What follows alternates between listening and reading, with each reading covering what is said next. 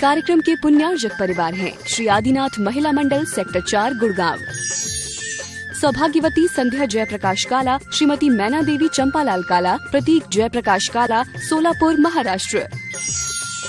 स्वर्गीय श्री वज्जू भाई कीकानी, श्री प्रवीण भाई देसाई, श्री परिमल भाई खनधार, अहमदाबाद।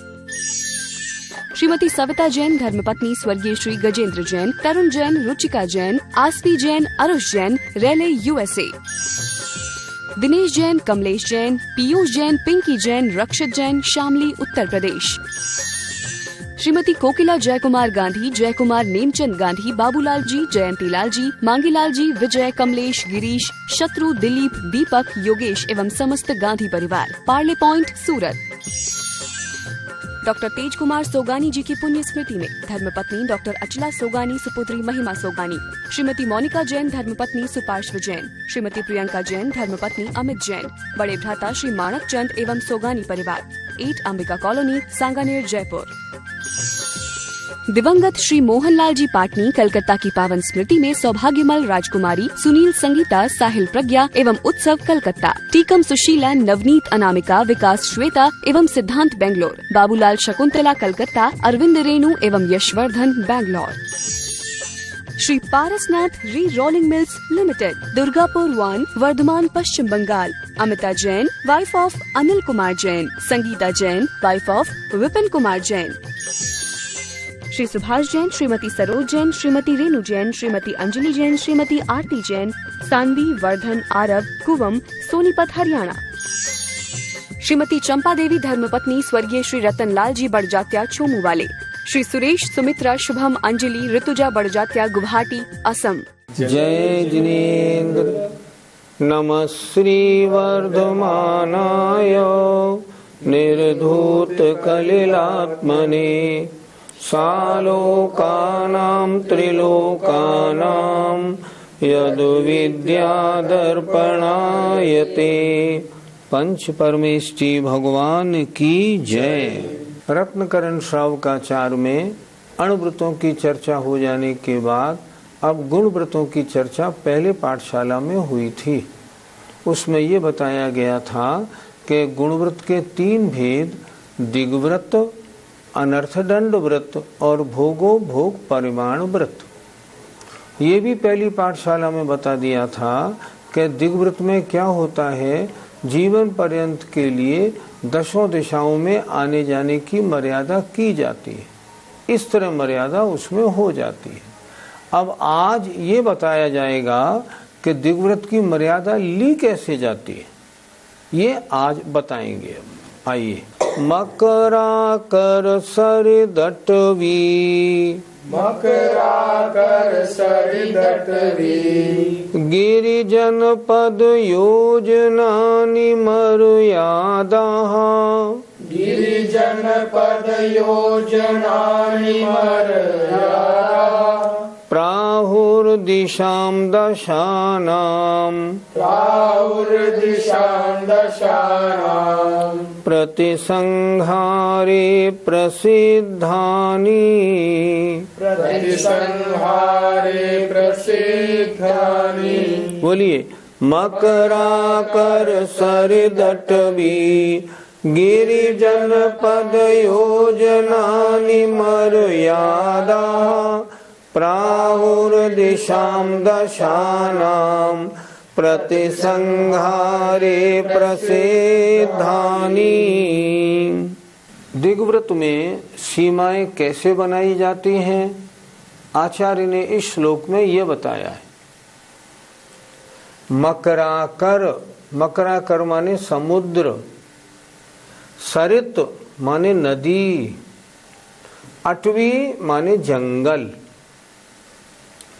गिरि माने पहाड़, जनपद माने नगर और योजनानि माने दूरी का प्रमाण, इनकी मर्यादा प्राहु कही गई है दिशाम दशानाम, 10 दिशाओं की, प्रतिसंहारे परिमाण में प्रसिद्धानि जो प्रसिद्ध हैं। अर्थ कैसे लगाएंगे? प्रसिद्धानि मतलब प्रसिद्ध समुद्र, सरित माने नदी, अटवी माने जंगल, गिरि माने पहाड़, जनपद माने नगर और योजना माने किलोमीटर आदि की दूरी, इनकी जो प्रसिद्ध हैं उनकी मर्यादा के प्रमाण में दशों दिशाओं में प्राहु सीमा बनाना कहा गया है।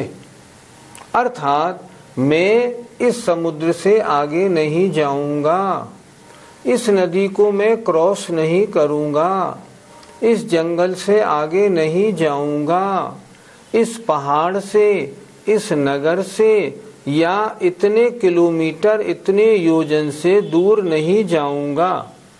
ये चीजें कैसी होनी चाहिए? प्रसिद्ध होनी चाहिए। ऐसे प्रसिद्ध के जो दशों दिशाओं में है उसके प्रमाण में मर्यादा बनाना, इसको प्राहु दिग्वृत कहा गया है।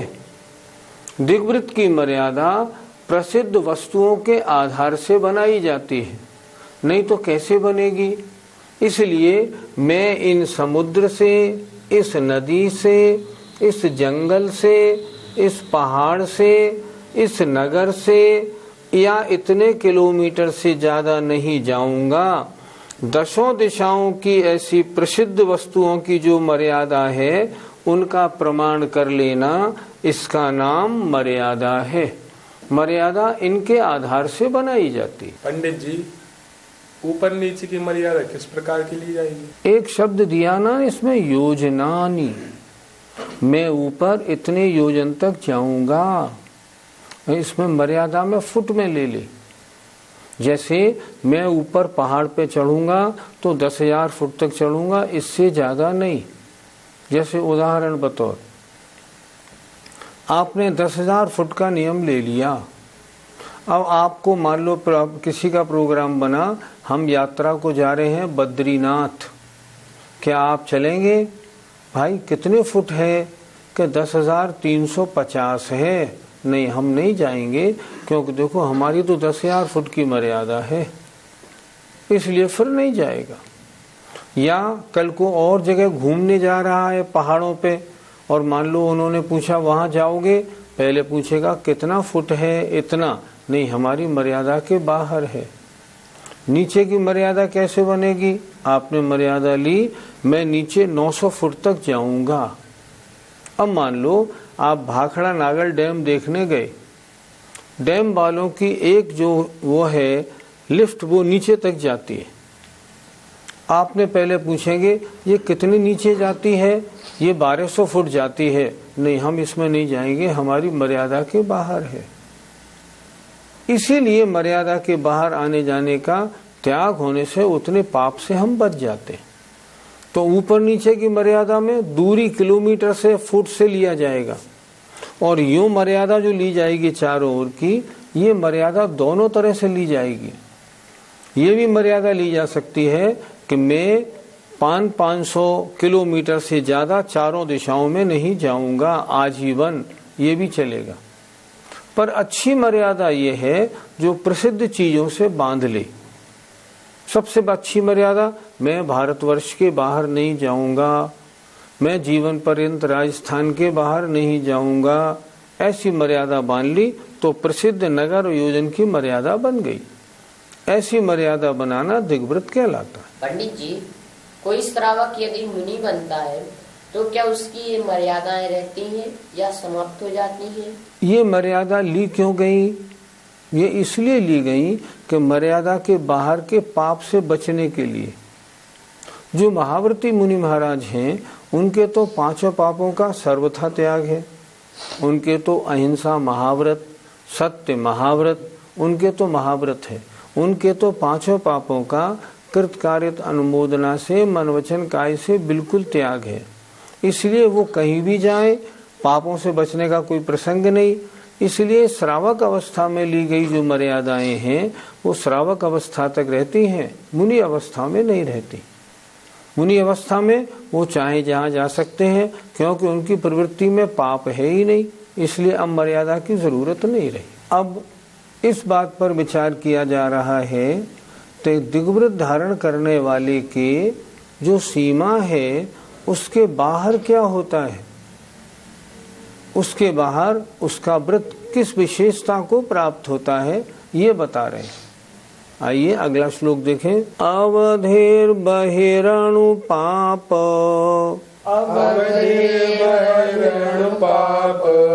प्रतिवीरतेर दिग्व्रतानि धारयताम्,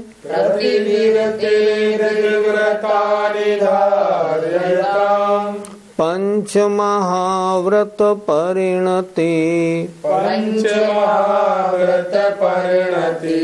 मनुव्रतानि प्रपद्यन्ते,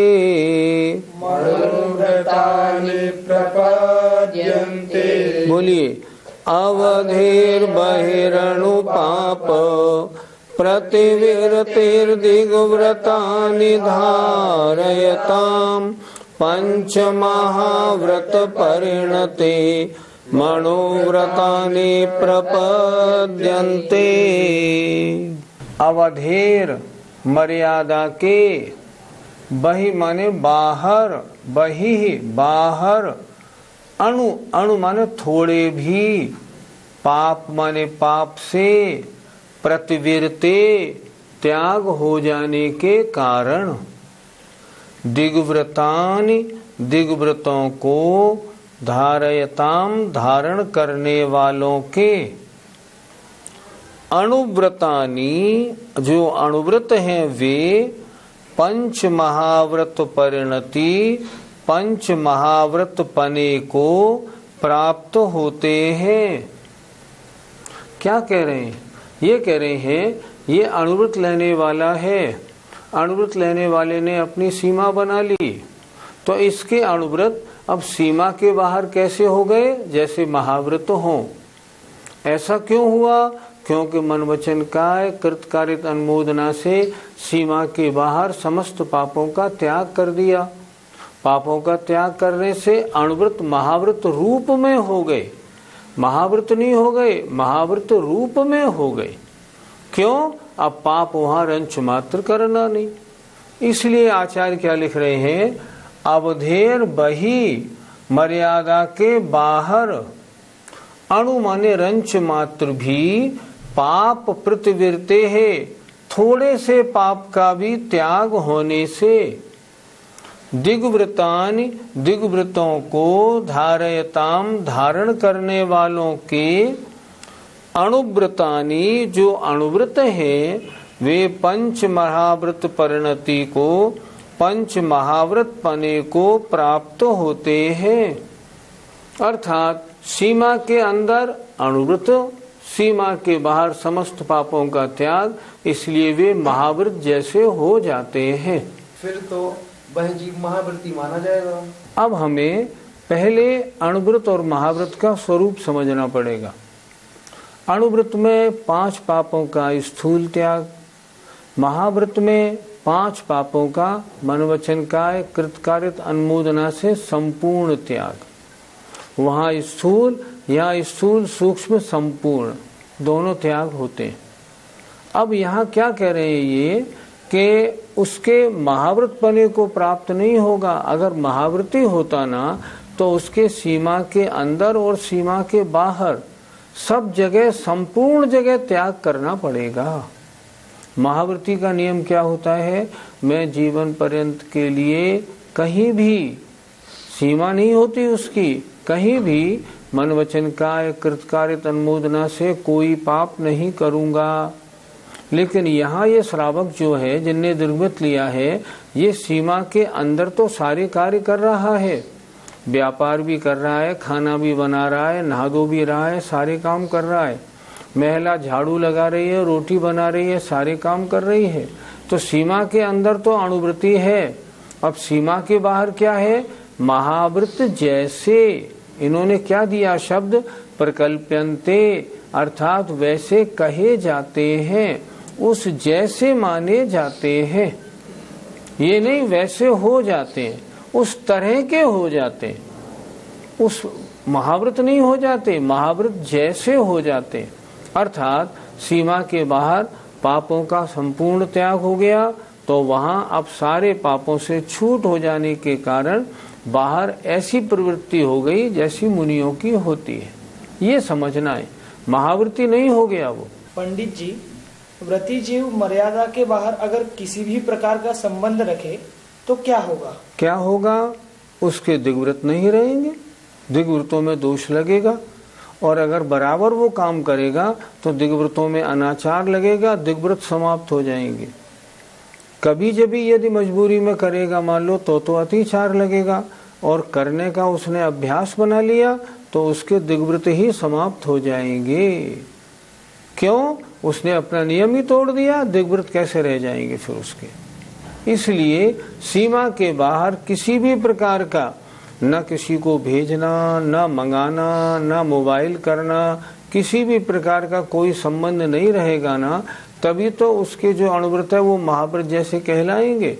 नहीं तो अगर सीमा के बाहर भी उसने पाप प्रवृत्ति अपनी रखी, किसी से बात कर रहा है, किसी को भेज रहा है, मंगा रहा है ना, तो फिर उसके दिग्व्रत नहीं रह पाएंगे, उसके व्रत समाप्त हो जाएंगे। पंडित जी, इस प्रतिमाधारी के प्रति समय निर्जरा कैसे हो रही है?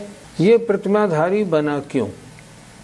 ये प्रतिमाधारी इसलिए बना कि इसके अनंतानुबंधी और अप्रत्याख्यानावरण कषाय, दोनों कषायों का अनुदय हो गया, और प्रत्याख्यान और संजुलन कषाय का उदय रहा, और संजुलन कषाय का भी मंद उदय हुआ। इसके कारण इसने व्रतों को धारण किया, परिणामों में विशुद्धि आई। अब प्रश्न ये है, इसके निर्जरा क्यों हुई? निर्जरा इसलिए हुई, अनंतानुबंधी और अप्रत्याख्यान का अनुदय होने से परिणामों में विशुद्धि आई, और परिणामों की विशुद्धि आने से निर्जरा में कारण बन गए। आचार्यों ने लिखा है, पंचम गुणस्थानवर्ती के 24 घंटे प्रति समय निर्जरा होती है। निर्जरा क्यों होती है? उसने जो त्याग लिया है ना, उस कारण निर्जरा है। मान लो एग्जाम्पल, व्रती है, अब घर में झाड़ू लगा रहा है, तो उसका मन क्या बोलेगा प्रति समय? कोई जीव मर न जाए। पानी छानेगा, अनछना पानी बाहर गिर नहीं जाए। हर काम में उसका मन यही लगेगा कि कोई हिंसा नहीं हो जाए। गेहूं देखेगा, छानेगा तो भी देखेगा इसमें कोई जीव रह नहीं जाए, किसी गेहूं में छेद तो नहीं है जैसे उसमें अंदर लटिया सुरेरी निकल जाए। तो उसके परिणामों में जो निरंतर ऐसी विचारधारा है कि मैंने 5 पापों का स्थूल रूप से त्याग किया है, इसलिए मुझसे कोई पाप स्थूल रूप से हो नहीं जाए, ये परिणामों की विशुद्धि क्यों आई? ये अप्रत्याख्यानावरण कषाय के अनुदय से आई, और संजुलन कषाय के देशघाती स्पर्धकों के उदय से विशुद्धि आई, और ये आत्म परिणामों की विशुद्धि प्रति समय निर्जरा का कारण है। निर्जरा का कारण कौन होते हैं? आत्म परिणामों की विशुद्धि निर्जरा में कारण होती है। तो घर गृहस्थी का काम करते हुए भी मेरे द्वारा हिंसा नहीं हो जाए, मेरे द्वारा परिग्रह का कोई पाप नहीं बन जाए, इससे जो डरता हुआ है, इस कारण उसके प्रति समय निर्जरा होती है। पंडित जी, क्या इन प्रतिमाओं को त्रियंच भी धारण कर सकते हैं? पशुओं के, त्रियंचों के व्रत तो होते हैं पर प्रतिमाएं नहीं होती, वे श्रावक नहीं कहलाते, उनके प्रतिमाएं नहीं होती। उनके क्या होता है, उनके अनंतानुबंधी और अप्रत्याख्यानावरण का अनुदय होने से वो अपनी परिस्थिति के अनुसार पापों से बचने में प्रयत्नशील हो जाते हैं। आचार्यों ने इसके कई उदाहरण लिखे हैं। उदाहरण क्या लिखे हैं? जैसे मान लो कोई जानवर है, मान लो कोई हाथी है, अब वो क्या करता है? व्रती बन गया है, अब वो सूखे पत्ते खाता है। मान लो स्वयंभू रमण समुद्र का कोई मत्स्य है, व्रती बन गया है, अब वो क्या करेगा? अब वो ये करेगा कि जो पानी सूर्य की गर्मी से गर्म है ऊपर वाला, उसको पीने के लिए ऊपर आएगा तब पिएगा, श्रावक नहीं कहलाएगा। 2-3 प्रतिमाएं पशुओं में नहीं होती, लेकिन पशु व्रती होते हैं। क्यों होते हैं? क्योंकि उनकी परिस्थिति वैसी है, इसलिए होते हैं। वो ये थोड़ी कर सकते हैं कि पानी छन्ने से छाने और उसकी जीवानी करें, लेकिन उनके परिणामों में क्या है, इन अनछने पानी को पीने से बहुत जीव राशि मेरे पेट में जाती है, मैं ऐसा पानी न पीऊं, सूर्य की गर्मी से जो पानी गर्म हो गया है मैं उसे लेऊं। अब जो बड़े बड़े मत्स्य हैं स्वयंभू रमण समुद्र के, वो क्या खाते हैं, क्या जीवों को खाते हैं? नहीं खाते। उन्होंने संकल्प बना लिया है कि मैं स्थूल हिंसा को नहीं करना चाहता, तो वो क्या करते हैं, समुद्र के अंदर जो पेड़ पौधे होते हैं उनको भक्षण करके अपनी भूख मिटाते हैं और इस तरह जीवों को खाने के पाप से बचते हैं। बस हिंसा तो लगती है पेड़ पौधे खाने में, लेकिन परिणामों की जो विशुद्धि हुई उससे उनको निरंतर निर्जरा होती है। जो तिरंज समुद्र में है उसके भी प्रतसमय असंख्यात गुणी निर्जरा है। क्यों है? परिणामों में भाव है मेरे द्वारा हिंसा नहीं हो, ऐसे परिणाम होने के कारण प्रतसमय उनके निर्जरा होती है। पंडित जी, अगर कोई प्रतिमाधारी व्यक्ति अनजाने से मर्यादा के बाहर चला जाता है तो उसमें उसे क्या दोष लगता है? जो प्रतिमाधारी होते हैं वे तो अपने हर नियम को सामने रख के सारी क्रियाएं करते। जैसे मैंने बताया ना, जैसे किसी ने आपसे कहा आपकी मर्यादा 10,000 फुट की है और किसी ने आपसे कहा बद्रीनाथ चलोगे क्या, वो तो 10,000 फुट से ऊपर है। आप कहेंगे कितने फुट है? 10,350। नहीं, मैं नहीं जाऊंगा, मेरा नियम तो 10,000 फुट का है, इसलिए मैं नहीं जाऊंगा। अब मान लो किसी ने ये कह दिया 9,500 फुट है और वो चला गया और जाने के बाद उसने वहां पूछा ये भैया कितने फीट पे हम आ गए? 10,350 पे आ गए। ओ, ये तो गड़बड़ हो गई, मुझे तो बताया था 9,500 और मैं आ गया यहाँ 10,350। तब क्या करेगा? बड़ा निंदा सहित रहेगा और जब भी लौट के आएगा गुरु के सामने प्रायश्चित करेगा। महाराज लोगों ने बताया था 9,500 फुट है, लेकिन गया तो वहाँ मालूम पड़ा 10,350। महाराज गलती हो गई है, तो मुझे इसका प्रायश्चित दें।